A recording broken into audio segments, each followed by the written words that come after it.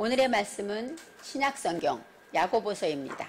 야고보서 1장 5절로 8절까지 말씀입니다. 1장 5절로 8절입니다. 너희 중에 누구든지 지혜가 부족하거든 모든 사람에게 후히 주시고 꾸짖지 아니하시는 하나님께 구하라. 그리하면 주시리라. 오직 믿음으로 구하고 조금도 의심하지 말라. 의심하는 자는 마치 바람에 밀려 요동하는 바다 물결 같으니 이런 사람은 무엇이든지 주께 얻기를 생각하지 말라. 두 마음을 품어 모든 일에 정함이 없는 자로다. 아멘.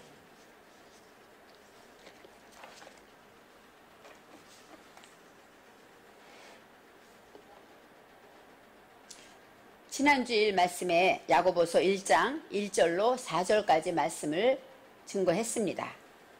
예수님의 큰동생 야고보가 기록한 성경으로 야고보서는 여러 가지 시험을 만나거든 온전히 기쁘게 여기라 이렇게 말씀하셨습니다.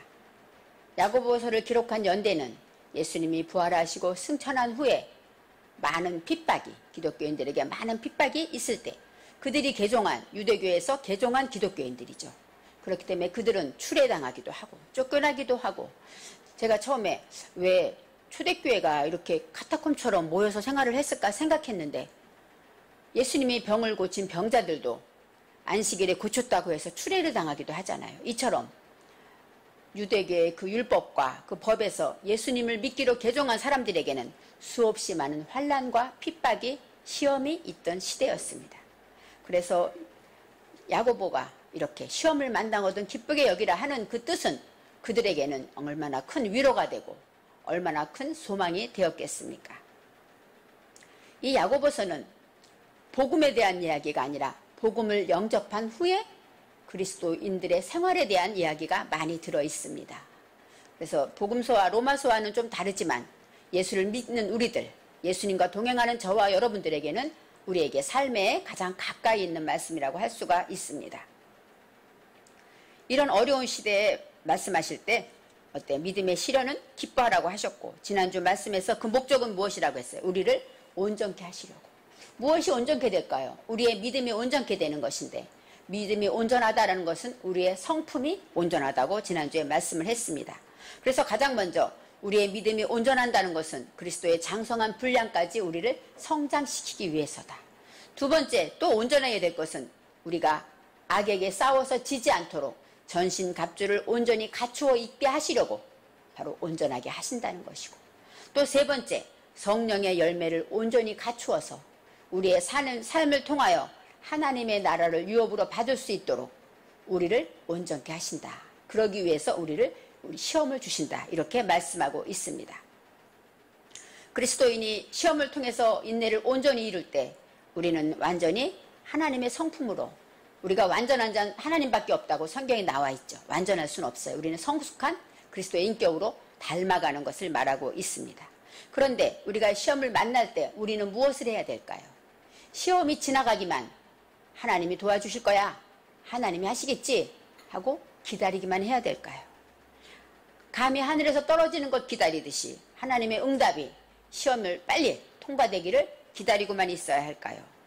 예수님께서는 아무든지 나를 따라오려거든 그냥 빈손으로 오라고 하지 않았어요. 자기 십자가를 지고 따라오라고 하셨습니다. 자기 십자가가 바로 첼라부입니다.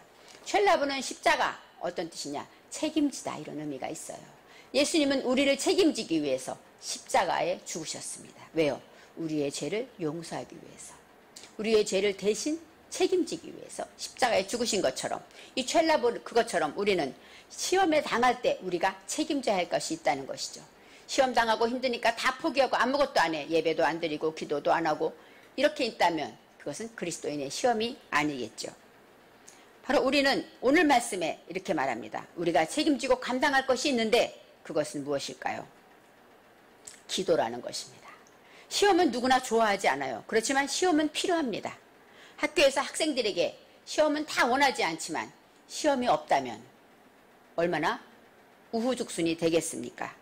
바로 하나님 앞에 시험을 받기 위해서 우리는 해야 할 책임질 것이 있는데 기도를 해야 된다는 것이에요. 기도를 하기 위해서는 또 어떻게 기도를 하고 무엇을 구해야 하는가?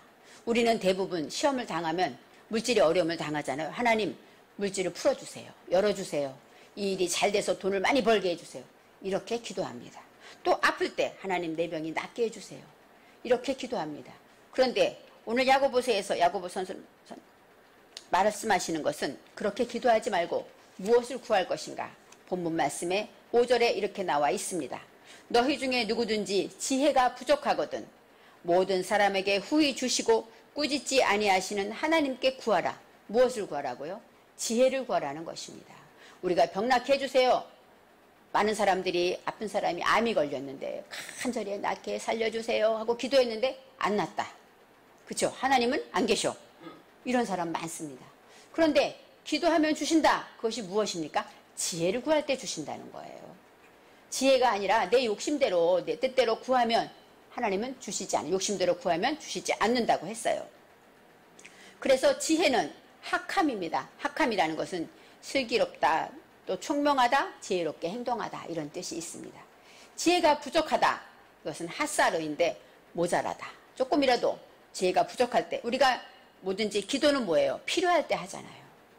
지혜를 구하려면 뭐예요? 내가 지혜가 부족하구나. 그것을 알아야 된다는 것이죠. 내 지혜가 부족함을 깨달을 때 우리는 하나님께 지혜를 구하셔요. 그런데 후히 주신다고 했어요. 지혜는 그냥 필요한 만큼 주는 것이 아니라 넘치게 주신다는 거예요. 여러분, 이 후히라는 것이 나다브입니다. 나다브는 기꺼이 자발적으로 자원해서 주신다는 거예요. 그러니까 하나님이 지혜를 주실 때는 그냥 이것만 구해도 넘치게, 그리고 하나님이 기뻐서 스스로 많이 주신다는 것입니다. 그리고 꾸짖지 아니하신다. 우리는 보통 양심도 없어. 지난번에 구하고 또 구해? 어쩌면 이렇게 지혜를 구했는데 제대로 써먹지도 못하고 또 달라 그러냐? 양심이나 있어라. 이렇게 꾸짖지 않고 책망하지 않아요.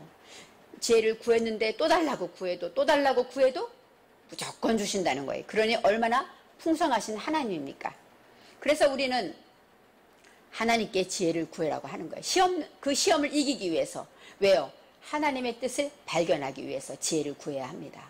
지혜는 하나님의 뜻이고 하나님의 영이기 때문에 지혜의 영을 받지 않으면 이 시험이 왜 왔는지, 나의 무엇을 하나님께서 온전케 하시려고 하시는가 깨닫지 못하면 우리는 근심하고 기뻐할 수가 없다는 것입니다. 그래서 하나님의 뜻을 깨닫기 위해서, 하나님의 마음을 알기 위해서 지혜를 구해야 한다고 합니다.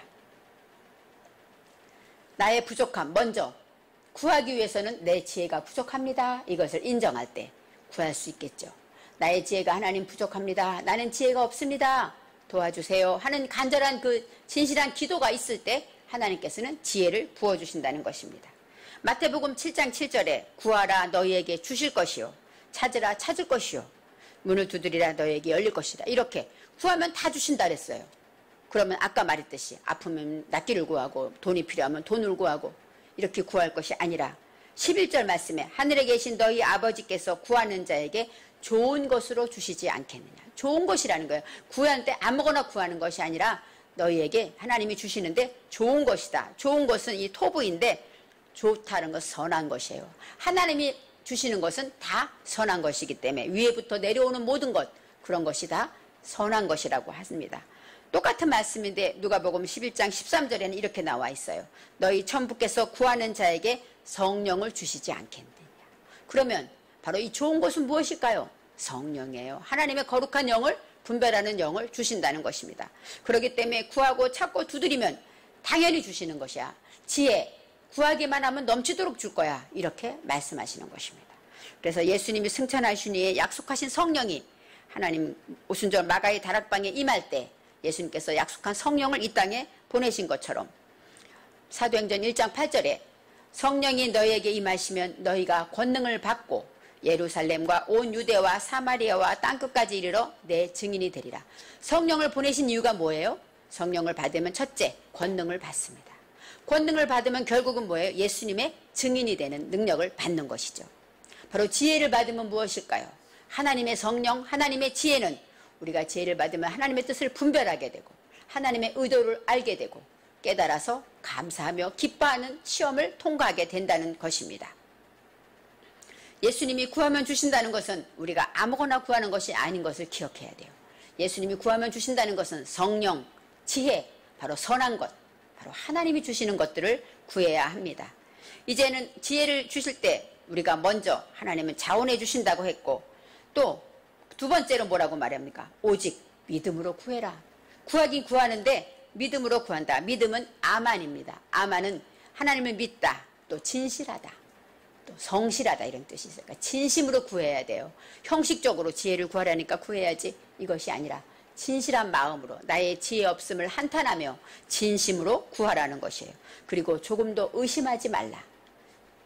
여기서 야고보 기자는 행함과 믿음에 대해서 말하는데 의심하지 말라는 것입니다.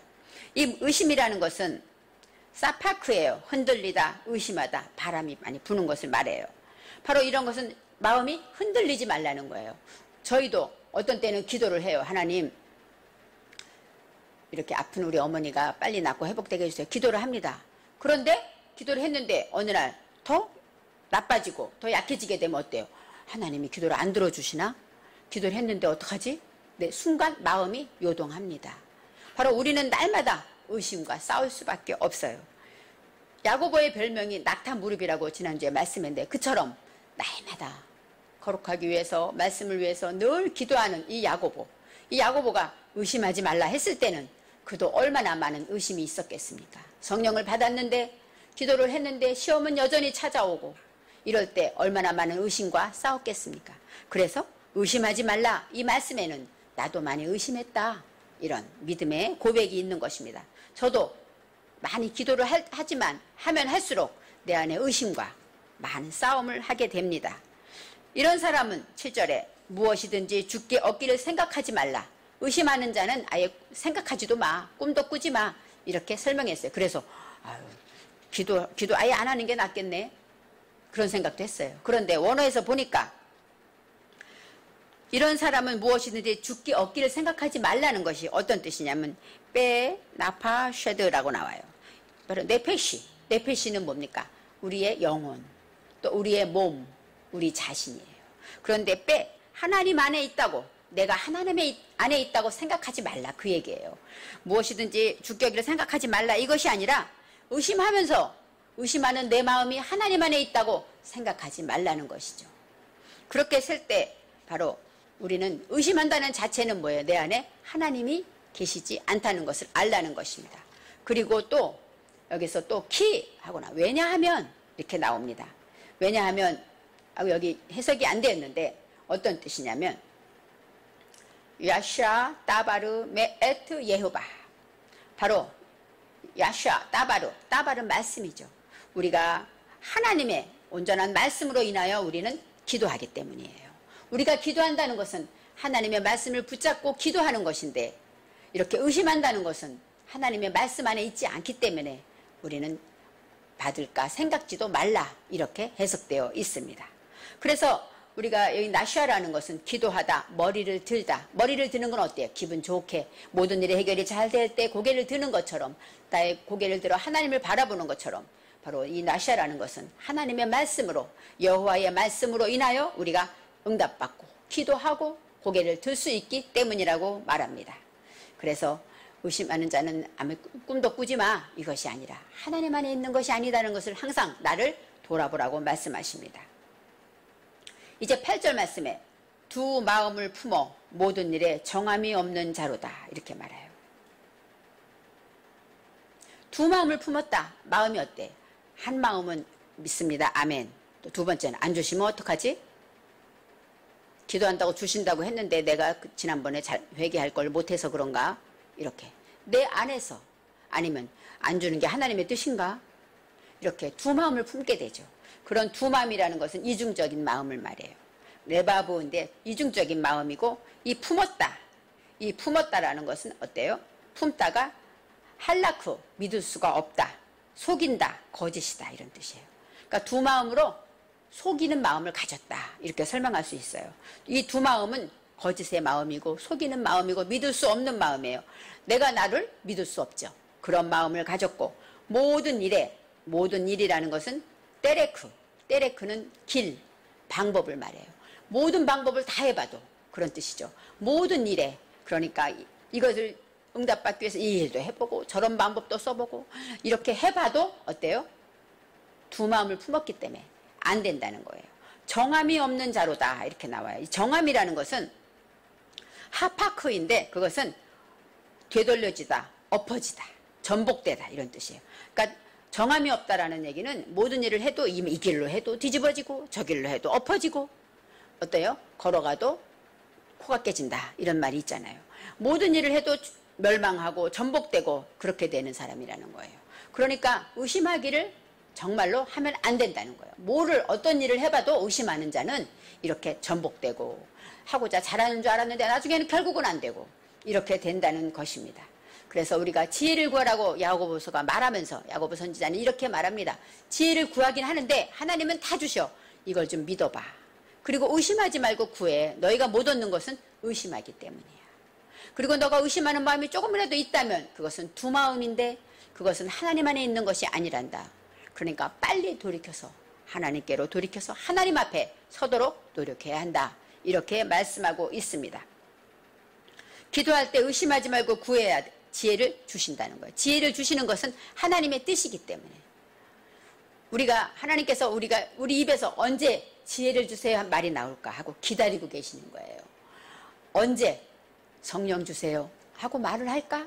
그 기도가 나오기를 기다리고 그 기도만 나오면 넘치게 해주시고 후히 주신다는 거예요. 왜요? 하나님은 우리가 온전하기를 바라시고 우리가 믿음으로 승리하기를 바라시기 때문에 지혜로 성령으로 이기게 하신다는 것입니다.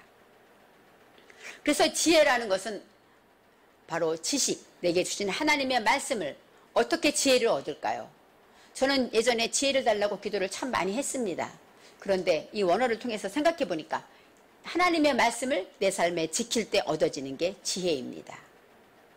야고보 선지자가 바로 야고보가 내가 정말로 의심이 많았는데 그것을 기도하면서 그것을 내가 이루어냈을 때 의심이 사라졌을 때 그것이 바로 그가 말하는 의심하지 말라 그 말에 능력이 있는 것처럼 지혜와 권능은 하나님의 말씀을 지킬 때 있다는 것입니다. 그리고 또 저도 여러분도 기도하면서도 의심이 있고 또 두려움도 있어. 안 되면 어떡하지? 안 되면 망하는데 안 되면 큰일 나는데 두려움이 있습니다. 이 모든 것을 이기는 방법은 무엇일까요? 기도밖에 없죠. 더 열심히 진실하게 기도해서 왜요? 내 마음을 하나님이 붙잡아 줘야 되니까. 내 마음이 하나님 안에 있지 않다는 것을 깨달았으면 하나님 내 마음을 붙잡아 주세요. 하나님 안으로 내 마음을 돌이켜 주세요. 하고 회개하며 기도할 때 하나님이 마음을 잡아주시는 것입니다. 그래서 지혜라는 것은 하나님의 말씀을 지킬 때 얻어지는 것이고 지혜가 있는 자리는 어디일까요? 우리의 마음입니다. 지혜의 자리는 우리의 마음이기 때문에 내 마음의 주인은 누구십니까? 하나님이죠. 그래서 하나님께서 지혜를 우리 마음 안에 주셔야 한다는 것입니다.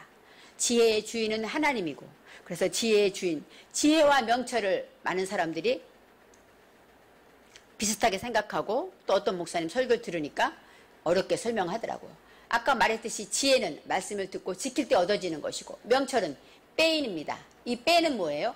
뺀 하나님의 말씀을 내 정신에 세울 때 명철이 생기는 것이에요.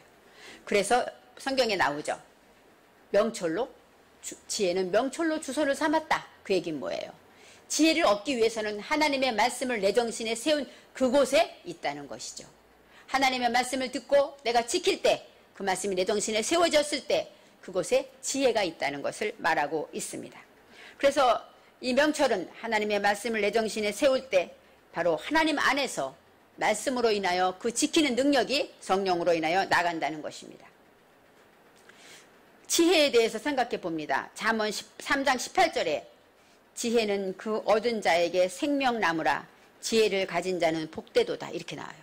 지혜를 얻은 자에게 생명나무라. 이 생명은 하이 바로 가치 있는 것이에요. 내 영원히 사는 영생, 영원한 생명에 말하고 이 나무라는 것은 에츠는 뭐예요? 하나님의 말씀을 상담하고 대답을 맡았다는 것입니다.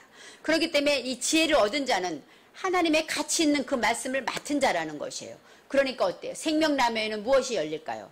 생명이 열리겠죠.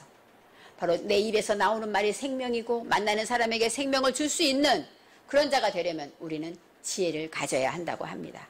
전도서 10장 10절에는 지혜는 성공하기에 유익하니라. 우리는 성공하기를 바라죠. 돈 많이 벌어 성공하기를 바라고 공부 잘해서 성공하기를 바라고 명예와 모든 거 얻기를 바랍니다. 그런데 지혜는 성공하기에 유익하니라.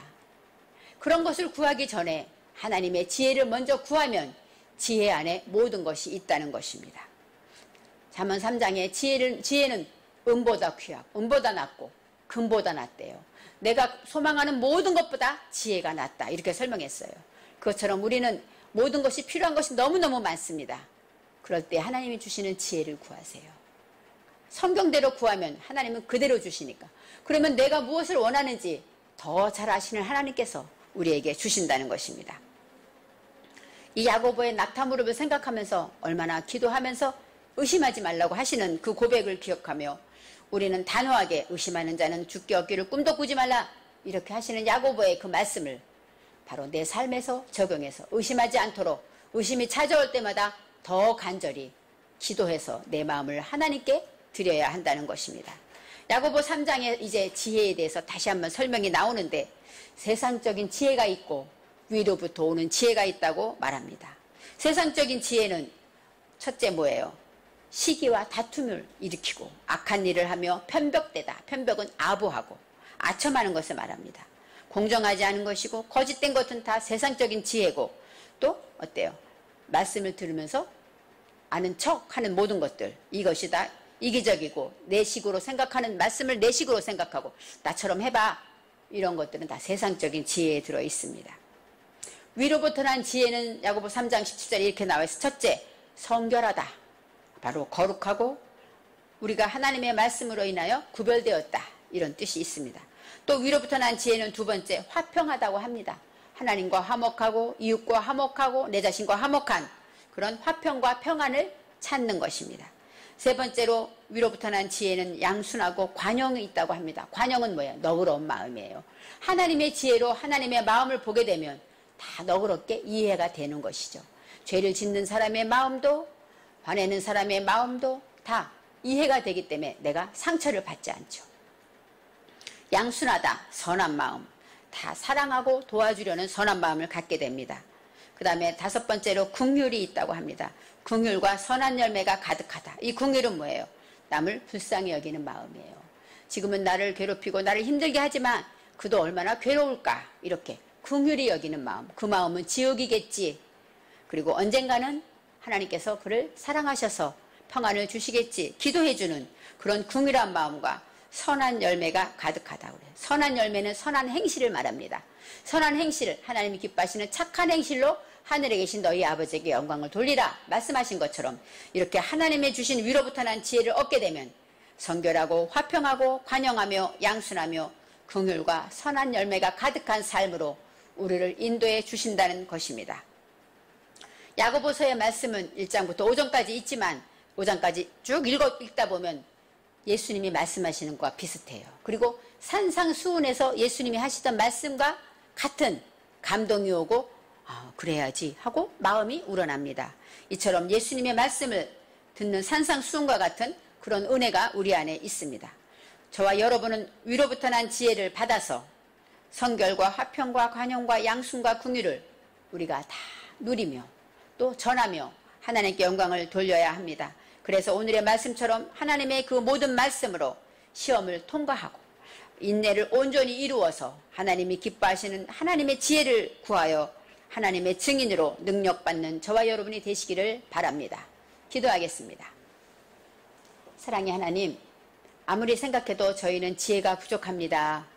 지혜가 부족해서 참지 못하고 지혜가 부족해서 화내고 근심하고 염려합니다. 하나님, 우리에게 구할 것은 모든 것이 필요하지만 그 모든 것 위에 지혜를 구하기를 원합니다. 지혜는 예수 그리스도라고 했습니다. 지혜는 생명나무기 때문에 우리를 위해서 생명 주시는 예수님의 그 사랑을 구하게 도와주옵소서. 그래서 지혜로 인하여서 우리가 모든 시험을 기쁘게 이기며 그리스도의 온전한 자로서 날마다 그리스도의 증인으로 살아갈 수 있도록 축복하여 주옵소서. 감사드리며 예수님의 이름으로 기도합니다. 아멘.